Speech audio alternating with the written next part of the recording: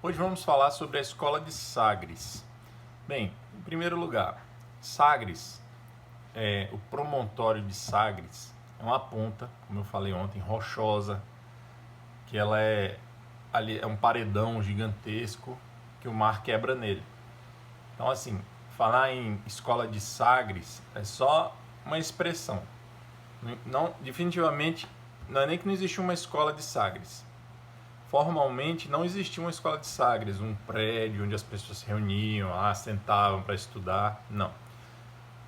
Mas existia um centro de estudos navais práticos, teóricos e práticos, mas a teoria sempre aplicada na prática, né? Provavelmente tudo ia sendo repassado e ensinado através de atividades práticas, na construção de embarcações, debruçado sobre mapas. Não havia esse aspecto formal de matricular os alunos, não, isso não. Mas houve um centro de estudos náuticos ali que reunia homens da Europa inteira, vou falar dele já já. Agora, não foi no promontório de Sagres. O nome escola de Sagres é só uma expressão, porque a ponta de Sagres, que os antigos chamavam de Finisterra, digamos assim, é um ponto mais que mergulha mais no Oceano Atlântico. Então, assim, as pessoas, né, têm esse fetiche, né? As pessoas não, né? Os historiadores, os biógrafos de Dom Henrique sempre falam nessa ponta simbolicamente, porque ela simboliza, é o lugar que simboliza o ponto de onde se partiria para conquistar o Oceano Atlântico. Então tem até uma... Eu peguei a citação no livro do Tito Livio sobre a Ordem de Cristo na história do Brasil. Tito Livio Ferreira, a Ordem de Cristo na história do Brasil. O título é mais ou menos assim. Aí vejam, ele cita uma biógrafa do Dom Henrique. Ela se chama Elaine Sansot. Então, olha a citação. Com Portugal e toda a Europa atrás de si, Dom Henrique encarava o infinito para além do mar sem limites. Então você vê aquela figura de Dom Henrique com a mão sobre os olhos, observando o infinito, em pé na ponta de Sagres. Mas tudo ocorria na Vila de Lagos, que era ali próxima, e era de onde podiam partir os navios. Os navios não podiam partir da ponta de Sagres, partiam da Vila de Lagos. E era ali que Dom Henrique se fixou, foi ali que ele se fixou e ali ele reuniu esses grandes homens aí da Europa, tá certo? Muito bem. Outra coisa, eu não mencionei ontem, mas o Dom Henrique, ele foi Duque de Viseu, primeiro Duque de Viseu, tá? Um título nobiliárquico, né, que ele recebeu. E ele também foi mestre administrador superior supremo da Ordem de Cristo, da Ordem de Nosso Senhor Jesus Cristo. Lembrem que essa ordem foi fundada em Portugal por Dom Dinis para substituir a Ordem do Templo, dos Templários, que tinha sido extinta, e que toda a riqueza dos Templários em Portugal ficou para a Ordem de Nosso Senhor Jesus Cristo. É daí que vem recursos para que Dom Henrique pudesse proceder àquela empresa das grandes navegações. Não só daí, mas essa era uma das principais fontes de renda. Tá? Muito bem. O que Dom Henrique fez então, quando ele voltou de Ceuta e se estabeleceu ali no sul de Portugal? Primeiro, ele começou a reunir documentos. Tá? Então, lembram que eu falei da viagem do irmão dele, o Dom Pedro, pela Europa, que ele foi para Veneza e conseguiu o manuscrito do navegador, aquele navegador italiano que foi para a China, Marco Polo. Ele conseguiu isso, ele conseguiu inúmeras cartas de navegações, mapas.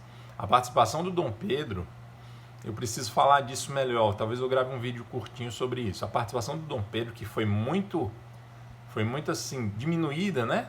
Desprezada pelos historiadores, foi grande, foi importante nas grandes navegações. Não só na época que ele foi regente. Antes dele ser regente, também ele participou ativamente. E naquela viagem que ele fez, quando ele voltou de Ceuta, ele reuniu uma documentação muito grande e levou para Portugal. Tem um judeu, o nome dele é Iehuda Cresques. Esse cara era filho de um outro, ele era cartógrafo, filho de um outro cartógrafo muito famoso, o maior do tempo dele, que era Abraão Cresques. E eles viviam em Maiorca, na Espanha, e ali havia uma instituição de ensino e os dois participavam da instituição. O Abraão Cresques provavelmente foi o autor do Atlas Catalão, que era talvez o melhor atlas, o melhor conjunto de mapas do mundo conhecido da época. E esse Yehuda Cresques foi para Portugal e foi um grande auxiliar ali, talvez até um cabeça da escola de Sagres, tá? Desse centro de estudos náuticos ali em Portugal. E ele também levou muitos documentos. Então veja, o Dom Henrique vai montar uma espécie de grande biblioteca de conhecimentos marítimos e náuticos, construção de navios, cartas de navegação, relatos de navegadores antigos e recentes de todos os lugares do mundo, tá? Não só de Portugal. Então irão para lá, para a Ponta de Sagres, atraídos por essa empresa, por esse empreendimento do Dom Henrique, gente de todo lugar, espanhóis, judeus, árabes, italianos, venezianos, genoveses, enfim, gente de todo lugar. Esses homens foram para lá por quê? Ora, o que o Dom Henrique estava encabeçando era uma coisa que deslumbraria, empolgaria qualquer homem ligado à navegação, que era desbravar o oceano desconhecido. Né? Havia um monte de lendas sobre o Oceano Atlântico, inavegável e tal. Então a primeira coisa que eles precisavam era construir embarcações possíveis, que fossem capazes de navegar ali. As navegações que eles tinham não eram capazes de navegar no Oceano Atlântico. Para construir era preciso reunir todo o conhecimento possível.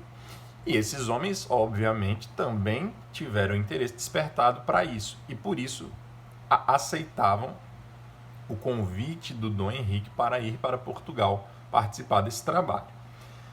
Que tipo de profissionais iam para lá? Cartógrafos, geógrafos, matemáticos, astrônomos.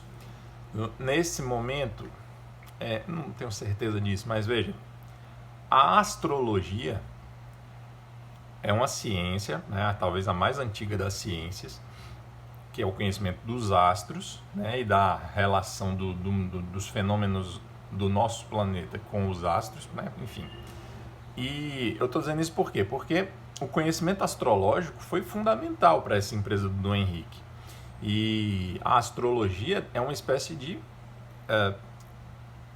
ciência que deu origem a muitas outras ciências. E, geralmente, né, assim, popularmente, quando se ouve falar em astrologia, já se pensa logo em horóscopo. Nada disso. Então, muitos astrólogos foram para lá. Astrólogo, eu acho que nesse momento é sinônimo de astrônomo. Tá? É a mesma coisa. Tá. Cartógrafos, geógrafos, matemáticos, astrônomos. Ele reuniu livros, mapas, cartas de navegação. Além disso, capitães, pilotos de navio, obviamente, marinheiros, carpinteiros, homens especializados na construção de embarcações. Se você vai construir uma embarcação para navegar num lugar que nunca foi navegado, obviamente você vai precisar dos melhores homens que constroem embarcações que já existiam. Isso é uma coisa até óbvia, né? Vamos construir um navio para navegar no Oceano Atlântico. Vai chamar quem? Pessoas que não entendem do assunto? Você vai chamar os melhores construtores de barcos que existem. Mesmo eles nunca tendo feito um navio para navegar no Oceano Atlântico, eles eram os mais capazes para poder fazer isso, né? Colocar em prática esse objetivo. Muito bem, acho que é isso, pessoal. Acho que é isso. Então, a escola de Sagres, finalizando, não foi uma escola formal, mas foi sim um centro, houve sim no Algarve um centro de estudos náuticos, construção de embarcações, estudos sobre os astros. E assim, essa escola ela funcionava na base assim dos conhecimentos que os conhecimentos iam sendo, os homens partiam numa viagem e voltavam, então aquele conhecimento ele era assimilado, né? Então tudo que foi aprendido, os erros que foram cometidos, novas descobertas, aquilo tudo era importante voltar para poder acrescentar aquele conhecimento e permitir que o próximo grupo que partisse conseguisse superar o anterior. E assim aos poucos eles vão conquistando cada vez mais léguas no litoral africano, tá bom? Muito bem. Eu botei lá no Instagram, o underline bandeirante, um mapinha que mostra assim várias das etapas dos descobrimentos portugueses na África. Tá? Aí tem o mapa da África, a linha mostrando trajetória e as datas e os nomes dos navegadores que foram progredindo nesse rumo aí do sul, tá bom? Dê uma olhada lá. Um abraço para vocês, até mais.